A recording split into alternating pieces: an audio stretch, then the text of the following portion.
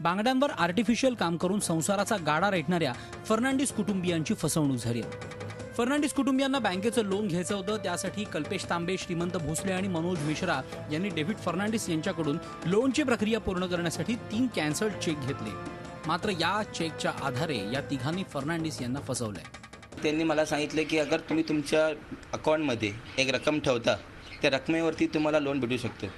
आणि मग मी 80,000 कुठून ना कुठून बंदोबस्त केलं आणि मी अकाउंटमध्ये ठेवले माझे। आणि त्याच्या 2 दिवसानंतर त्यांनी माझ्याकडून 2 कॅन्सल चेक मागितले आणि ते चेकवरती मी साईन केली होती। मी कॅन्सल क्रॉस करून कॅन्सल दिलं होतं। 2 दिवसानंतर त्यांनी माझ्या बँकेतून जाऊन त्यांनी त्या अकाउंटमधून पैसे काढले 80,000। विशेष पेन वापरून या तिघांनी फर्नांडिस यांना फसवलंय। ह्या पेनमध्ये स्पिरिट इंक असते। लायटर लावलं की संपूर्ण जे लिहिलेलं तुम्ही ह्याच्यावरती कॅन्सल केलेलं आहे किंवा तुमची सही ठेवून बाकी सर्व गोष्टी ते लोक इरेज करतात आणि पुढे जाऊन हा चेक वापरतात।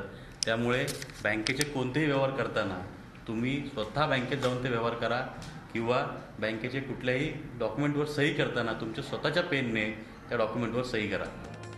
याच तिघांनी ठाणे आणि तुर्भे इथेही अशा प्रकारे अनेकांची फसवणूक केली होती।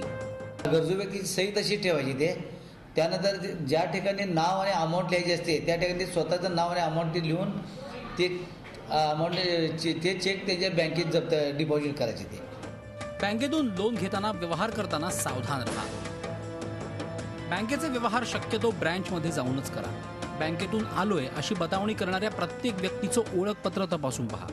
संबंधित व्यक्ती ज्या बँकेतून आली असेल त्यांची बँकेकडे चौकशी करा।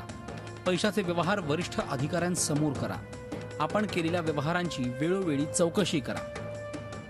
या सोप्या गोष्टी अंमलात आणल्या आणि सावधगिरी बाळगली तर तुमची फसवणूक होणार नाही। Ajit Mandhare, Zee Media, Mumbai. Zee 24 तास रहा एक पाऊल पुढे।